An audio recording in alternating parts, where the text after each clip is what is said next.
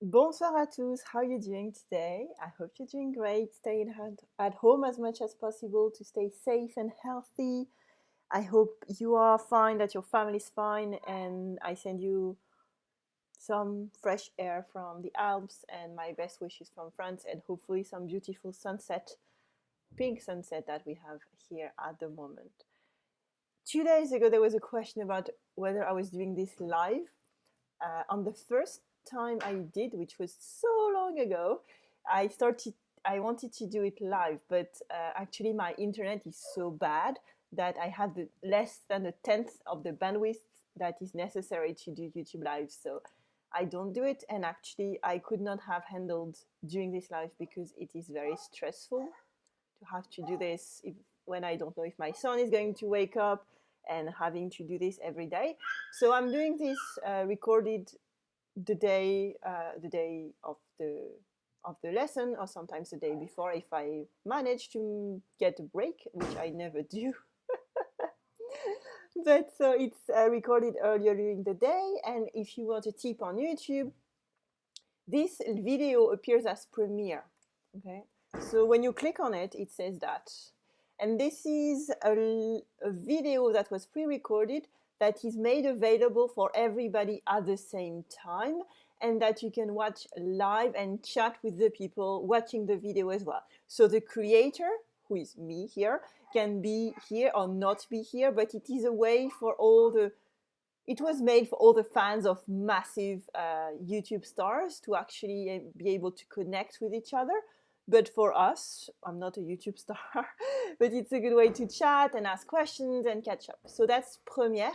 And if you want, or if you see something that's called YouTube Live, it is actually live, and you need more software and bandwidth, and it's more complicated to do something where you show your screen. Doing this where I would only show my face could be doable, but this is not what we're aiming for. So that was the tip for today. Première is a video that is pre-recorded, that everybody's watching for the first time together and can chat. And YouTube Live, it is actually a live. So that was my YouTube tip. If you have any other kind of questions about YouTube, let me know. I will be happy to help if I know the answer. Today we have a tale about a hurricane and what we can do to try to make them disappear, and a beautiful love story with a game. Let's concentrate on the first one first. And I'm going to try to not say so. That's my own challenge for the confinement. We are going to read the tale together. If you're new, you're absolutely welcome. You can use the chat to ask your questions, and you can use the comments to ask your questions as well. Let's breathe in, breathe out, and read the tale in French. 1, 2, and 3. Lorsque l'ouragan frappa le village, les habitants terrifiés se tapirent dans les sous-sols, résignés à l'idée de tout perdre.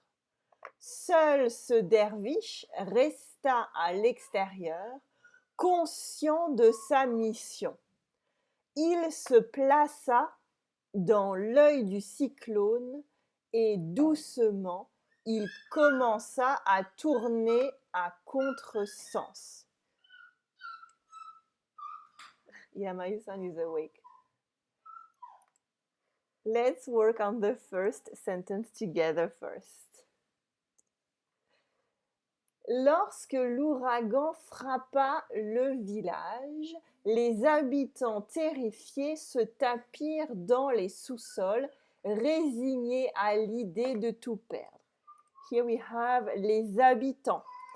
Yesterday I published a video lesson about la liaison. I'm going to put the link at the end in case you missed it, because it's very interesting for you, because we talk about la liaison all the time.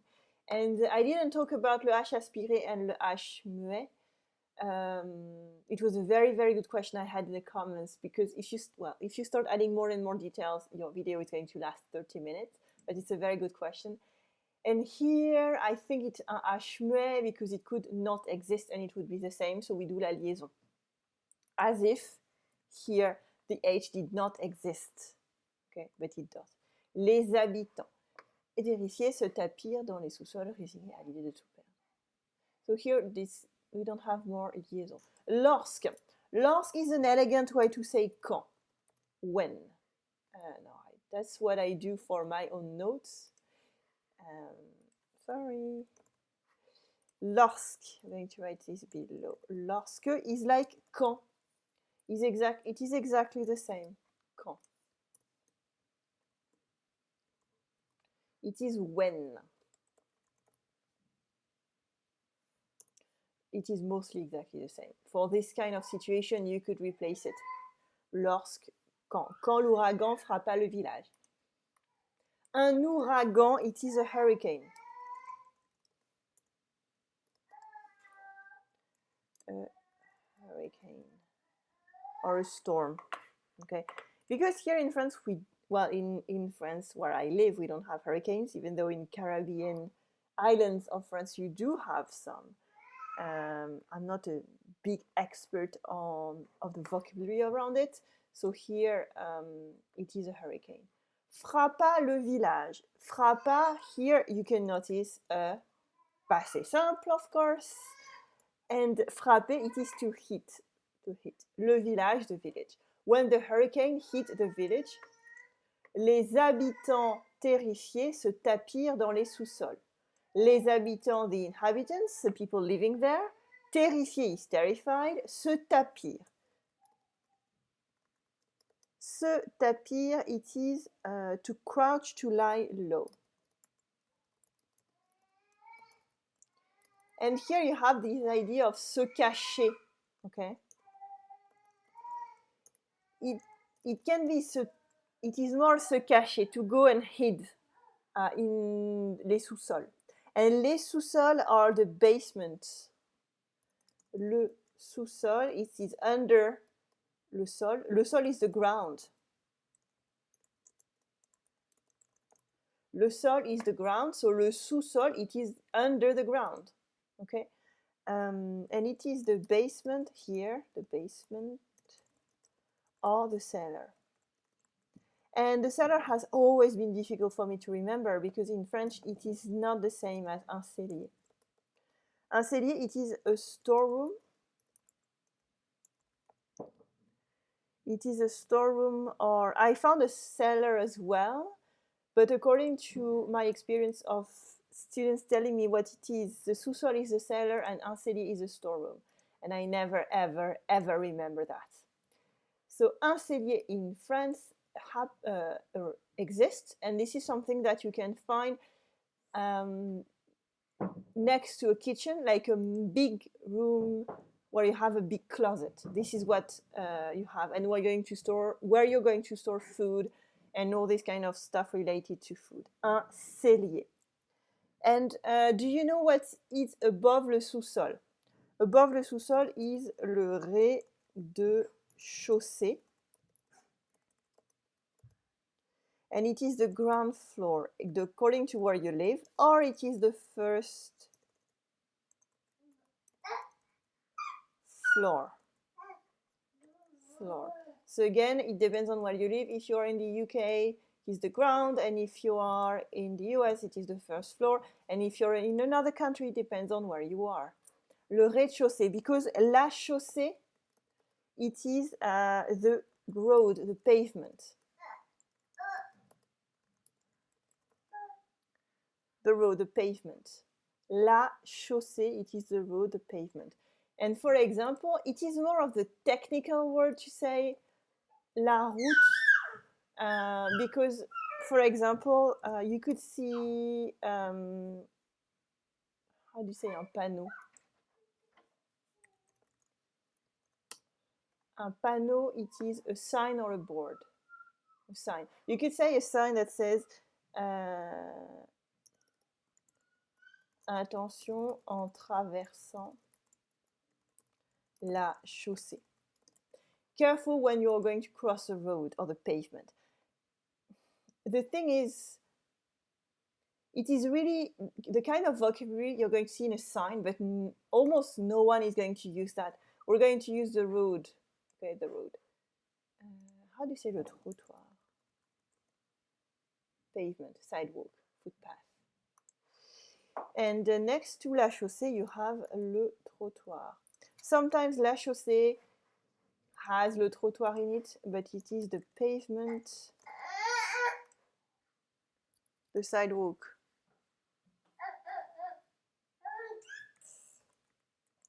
The sidewalk. So where you walk actually, and la chaussée is more where the cars are. So yeah, I wanted to do a recap because lots of students struggle with that. So le sous-sol, the basement. Le rez-de-chaussée, it is the ground floor. And la chaussée, it is the road, and on the side, I just put that twice, you have le trottoir. And then résigner à l'idée de tout perdre. Résigner is the verb résigner that you can use with se résigner. It is to resign, but more to decide that you're giving up on something.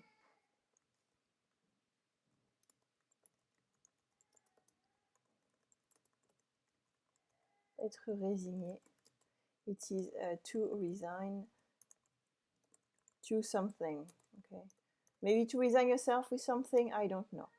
Just you'll understand. So you have this idea that, okay, I give up, I cannot do anything about that, it's too difficult or it's beyond my control. Se résigner, it is that. And however, yes, something important, to resign from a job, it is not résigner at all, it is démissionner. Démissionner, it is to resign. This is the proper verb for it. And I wanted to show you something. Renoncer as well, because renoncer has a resignation to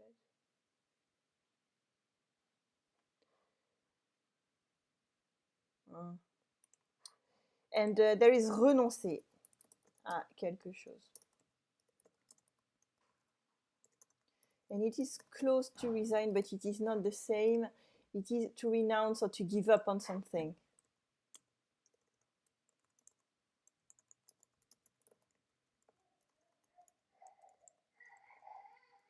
For example, je renonce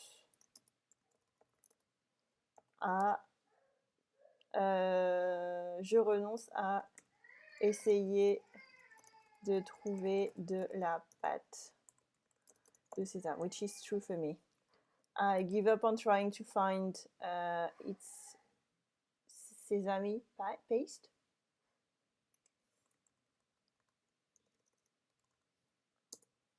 I don't know if you say that in English, tahini.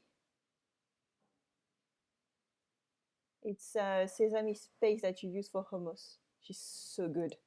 But my local shops don't have any, so I gave up on it. I'll find it when everything reopens. So let's read this sentence again. Lorsque l'ouragan frappa le village, here we have a passé simple, les habitants terrifiés se tapirent dans les sous-sols, résignés à l'idée de tout perdre.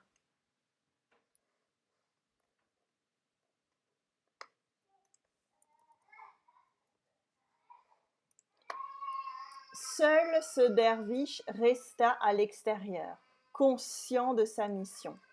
Un derviche, so only this derviche, and sorry about that. Un derviche, it is, I took a link for you that I wanted to show, because golem was not obvious, so I realized that it's better to explain, just to make sure that everybody understands. Un derviche is that, so if you've been to Turkey or Istanbul, for example, you might have seen some. We saw some when we went there. So they look like that, and they are actually they're from a Muslim tradition. It's a Muslim order founded on the 13th century. And they have a dance that's called Sama, and they turn and turn and turn and turn. So that's what they are about. You can check them out on any encyclopedia. So interesting if you don't know them. Ce derviche resta à l'extérieur, stayed outside. And l'opposé de à l'extérieur is à l'intérieur.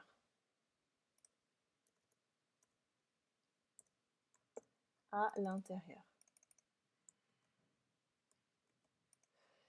Conscient de sa mission, aware of his mission. Conscient, here it is aware. Okay? Conscient de sa mission. It's not the opposite of inconscient, where it's unconscious. Here it is aware. He knows that this is what he is supposed to do. Let's read this one together again. Seul ce derviche resta à l'extérieur, conscient de sa mission.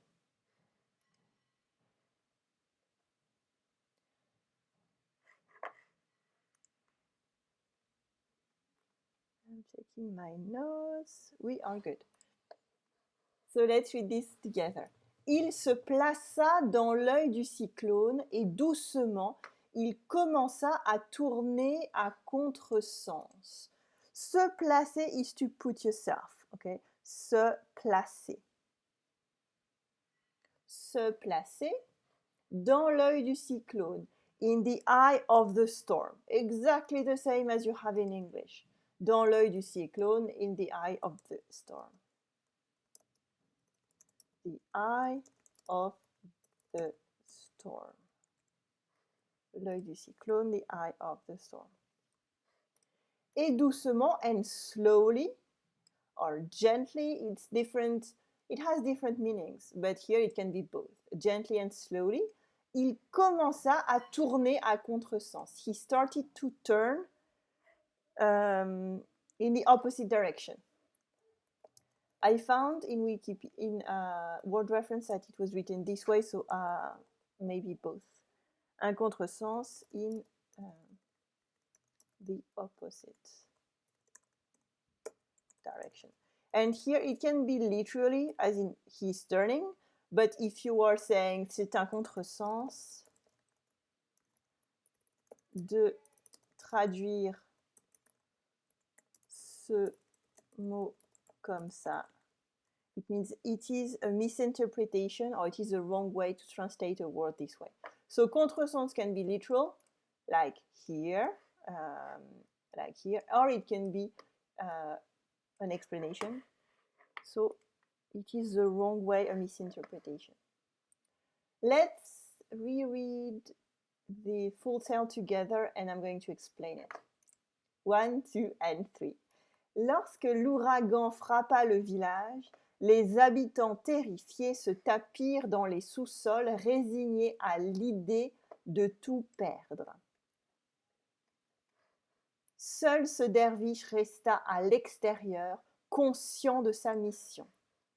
Il se plaça dans l'œil du cyclone et doucement il commença à tourner à contresens. Let's recap the meaning. When the storm hit the village, the inhabitants were terrified and they hid in the basements, resigned to the idea of losing everything. Only this dervish stayed outside, aware of his mission. He placed himself in the middle of the storm, in the eye of the storm, and slowly he started to turn in the opposite direction. We know, if we know what a dervish is, that he is maybe a priest, I don't know, someone from a religious order who has this dance where they turn and turn and turn and turn and turn, and you're supposed to reach a different kind of mind. And so we know that this is his job. So starting here, we already feel that he's going to act with the storm because the storm turns and turns and turns. But we don't know what he's going to do, what his solution is. And this is solved in the last line. He put himself in the middle of the storm, in the eye of the storm, where nothing happens, and he started to turn in the opposite direction in order to stop the storm by actually, I don't know, putting an opposite strength or force on the winds and stop it. That's really cute. That's really, really cute. I hope we could do that. Let's move on to the next one now. It is a love story. Ready? Breathe in, breathe out, and let's read it. À l'adolescence, ils avaient commencé une partie de ni oui ni non qui ne s'était jamais arrêtée. Au fil des années, cette situation avait renforcé leur complicité qui s'était progressivement transformée en amour. Un jour, il se lança. Tu veux m'épouser? Assurément. Oh, that's really cute. À l'adolescence, ils avaient commencé une partie de ni oui ni non qui ne s'était jamais arrêtée. Ils avaient, here we have une liaison, commencé une partie de ni oui ni non qui ne s'était jamais arrêtée. À l'adolescence, when they were teenagers. L'adolescence, it is the time of being a teenager. Adolescence, I think it's the same in English. Ils avaient commencé, they had started, une partie, a game, okay.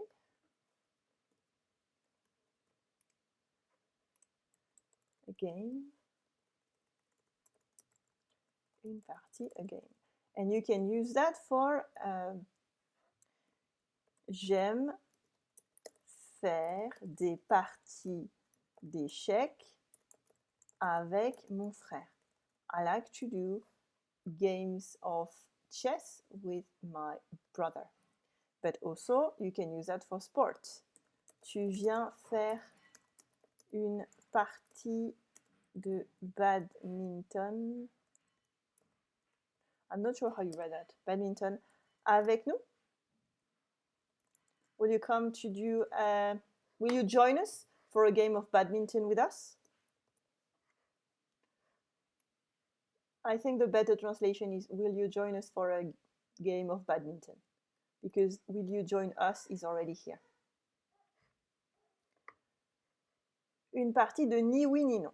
So this is where the fun starts, because I researched some game for you, because it's not obvious at all. Ni oui ni non, it is yes, no game. So again, you could find the name by guessing it, but if you want to say it spontaneously, you cannot guess it. You have to know the name. So ni oui ni non is the yes, no game. And the other children's game, what are they? You have something that we already talked about, which is cache-cache, which I don't know who said that, but in the French game, they don't find people. Hide and seek. In hide and seek, you have seek, but in French, you only have hide. So it is hide, hide. Something I didn't know, well, in English, because in French I do, it is Colin Maillard. In English, it is blind man's bluff. It is the same. And you can Google Colin Maillard to find the origin, which is, I don't think is very, very fun. But okay, I'm going to do that for you, because I mean, I'm here to do that. Colin Maillard seems to come from a warrior who had fought and had both eyes, and how do you say, crevé, of course? Burst during a battle, but keep fighting by hitting randomly around him. Or it could come from something else, okay? But it's an interesting story. You can check it out on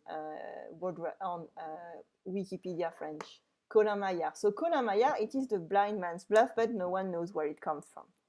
Simon Says. Do you know what Simon Says is in French? It is Jacadi. And by the way, there is a children brand that's called Jacadi. Very good quality. Jacadi. It is based on the name of the game. Yeah, because it is for children. Do you know how we call tag or tig in British English? It is jouer à chat, play cat. It is tag or tig, according to where you are. Jouer à chat, and how do you say off-ground tag? Chat perché. I'm not sure if off-ground tag is really the right name, but it is the game where you cannot be tagged if you're up, like on a chair or where your feet do not touch the ground. If your feet do not touch the ground, you are perché. It's so easy when you think about the game rather than just explain it. And one last one is dodgeball. How do you call that in French? Any idea? It is la balle au prisonnier. Again, impossible to guess. Dodgeball. So when I heard of dodgeball, I thought it was a sport or another kind of game. And after watching people play it, I realized it was la balle au prisonnier. Maybe the rules changed a little bit, but it is roughly the same. So again, the things that are related to children are impossible to guess. So you always need someone to tell you. And I think I should do more about that because students often ask me. So let me know if you're interested in this kind of vocabulary because it is absolutely impossible to guess. Impossible. Even ni oui ni non, it's not the oui non game. It's not the oui non jeu. It's not that. It is ni oui ni non. This is its name. So let me know if you're interested in this kind of vocabulary. The one for children as well, which is often a double repetition of the same syllable, which is so colloquial. Qui ne s'était jamais arrêté, which had never stopped. So let's read this again together. À l'adolescence, ils avaient commencé une partie de ni oui ni non qui ne s'était jamais arrêtée. Au fil des années, as time went by, au fil de, something is, it's something that we saw before. Au fil de something is, de quelque chose. Sorry. I think my son went to bed. No noise, so he's probably asleep. As something went by. Au fil de quelque chose. It is time, but it can also be houses if you're renovating several. Au fil de, or au fil des, if it's a plural. Yeah, it is au fil des, obviously. Au fil des quelque chose. Cette situation avait renforcé. This situation had reinforced their complicité. It is a bond or complicity qui s'était progressivement, which had progressively moved into love. Un jour, il se lança. Se lancer.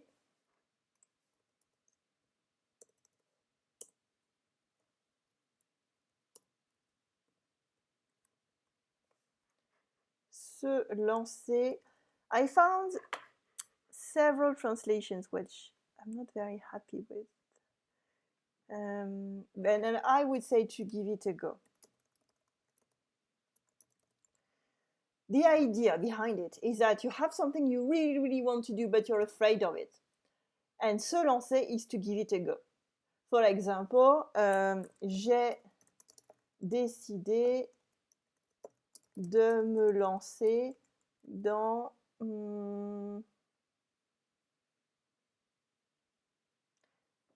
what's something nice? Come on, let's use the beer example. Dans la bière artisanale, homemade beer. I decided to give it a go at homemade beer or craft beer. So, se lancer is something that is pretty big. It can be also a decision. It can be something that you really, really want to ask, such as here. It doesn't have to be a craft. It has to be something that you want to go, you want to try, and you've been struggling with for a while because you're afraid. Tu veux m'épouser? Do you want to marry me? And here the joke is all about the fact that when someone asks you, do you want to marry me? The answer is oui. It is yes. It is not assurément. Assurément means certainly. But she cannot say yes, because if she says yes, she's going to lose the yes-no game. So this is the joke. They were playing for such a long time that even if she was supposed to give an answer, she could not because of the game, or she got used to answer without using oui and non, and she's had to answer assurément. Let's read the full tale again. It's a very cute one. I love it. À l'adolescence, ils avaient commencé une partie de ni oui ni non qui ne s'était jamais arrêtée. Au fil des années, here we have une liaison, cette situation avait renforcé leur complicité qui s'était progressivement transformée en amour. Un jour, il se lança. Tu veux m'épouser? Assurément. And one last thing to think about here that I've been talking about for a while, especially if you're a student of my paying classes, there is no need to do the inversion for a question in everyday French. Here, it is an affirmative sentence. Tu veux m'épouser? You want to marry me. But Patrick Baud puts a question mark at the end to make it a question, and this is the way that we ask questions in everyday French. We just put a question mark at the end of the sentence. There is no need for veux-tu m'épouser. It works very well, especially here where it is a formal request. It is a big thing. He could have said veux-tu m'épouser, but tu veux m'épouser is more modern and everyday French. What a lovely tale. I'm going to put the lesson about la liaison here on the screen so you can check it out if you want to understand why I do la liaison here and not there, and why I say sometimes you can do it but you don't have to. It is very, very French. There are rules about it, and I put all of them in this 7-minute lesson. And I wish you une bonne journée, une bonne soirée, maybe une bonne nuit, and I will see you tomorrow at 7:15 p.m. Paris time. Take care, stay safe, and it's so lovely to be with you every day. Salut!